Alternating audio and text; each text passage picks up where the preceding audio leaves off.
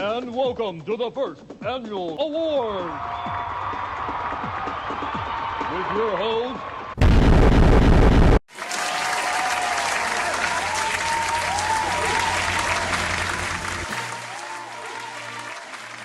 Welcome to the Game God's first annual awards in August. This year we'll be rating games in 4 categories and they'll all be competing for the famous Game God's Golden Goober.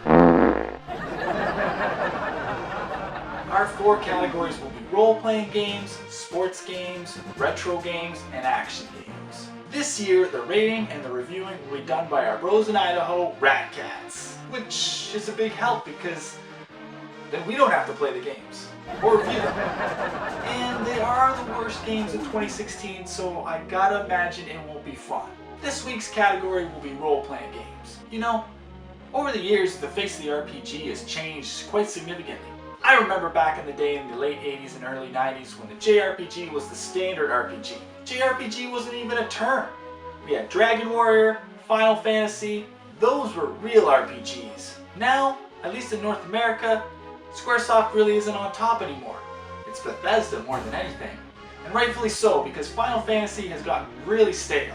And I don't care what you say about Final Fantasy 15. To me, it's a bunch of pretty boys driving around in an Audi. But I digress.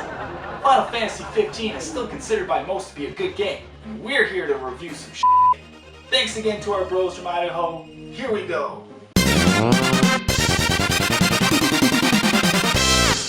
Welcome, ladies and gentlemen, to the annual Video Game Awards in August. I'm Jack Package. I'm Laggy McStackbags. And I'm up, down, left, right, BA Start Jones. But you can call me Casey Jones. And we are your video game reviewers. And today's category is the nominees for the worst RPG of 2016. And these nominees are solely based off of our opinions. So if you don't like it, you can... Are we allowed to say that?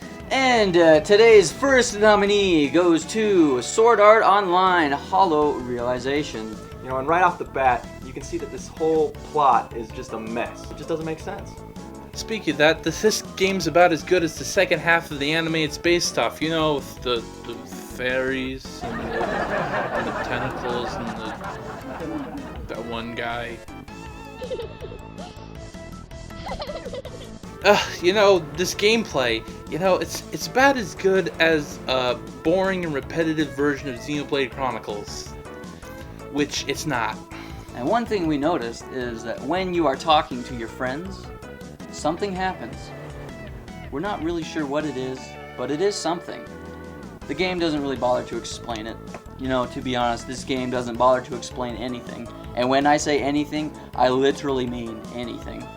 The little badges, the items, some of the items, it pretty much everything, it doesn't bother explaining. You kind of thought maybe they should have worked on that in the game, but, you know, what can you do? So after careful consideration, we've decided to give this game John Travolta's acting career out of the autism spectrum. Our next nominee is Mega Dimension Neptunia 7, or V2, or whatever they want to call it. This combat looks good. It's not! There's just a bunch of girls in this game. They're all bubbly. But... You know, the characters in this game we noticed right off the bat are pretty annoying, and they are constantly breaking the fourth wall. And while I do enjoy a good fourth wall break, this is just a little too much for me. It's almost like putting too much salt on your corn on the cob. It just doesn't work. No, and we're not too sure about this game. But boobs. Boobs, so many. Lots of boobs. Anime of boobies. Did we mention boobs? Some of these girls are only 16. Breasts. We give this game a dirty gym sock out of a half-eaten Twinkie. Our next nominee is FNAF World. The spin-off RPG to the most overrated horror franchise of all time. Suck it! Welcome to Animatronica. Welcome to Antramanaka. Welcome to Animatronica City. You know what? This game doesn't even know what to call its own world. That's like having a baby and not even knowing its name. Speaking of names, they're not next to the life bars when you're in combat. And they pretty much don't tell you anything in the pause menus. There's no info on the screen at all. Yeah. And because of this, you'd think the game is super hard, but it's not. It's actually really easy.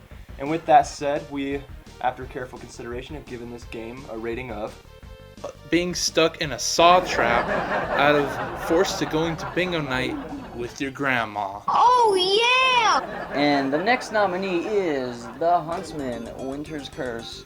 Now, we do not have a lot to say about this game, to be honest. I mean, there's no overworld, and the battles and the conversations are simply boring.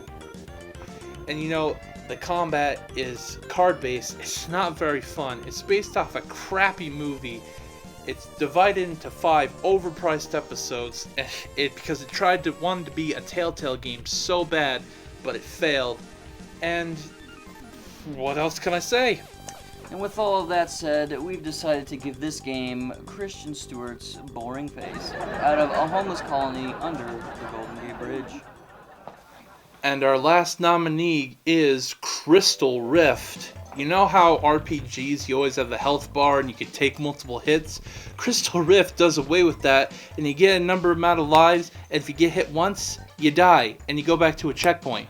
Not to mention, you remember that one game for the Atari 2600? The one that we don't talk about? Well, this game's the same way, because you fall in pits again, and again, and again, and again.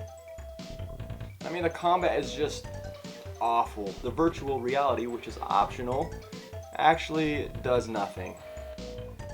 The game just looks ugly.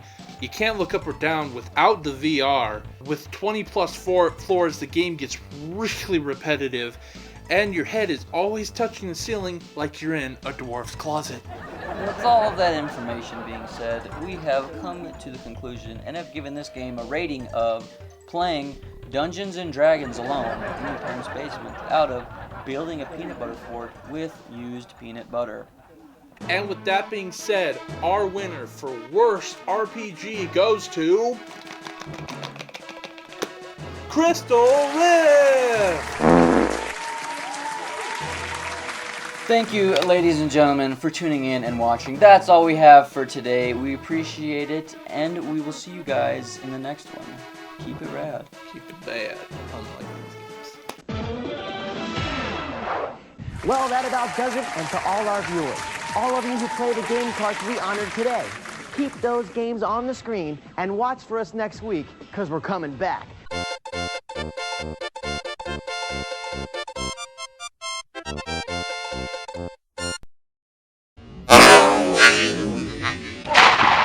I got it!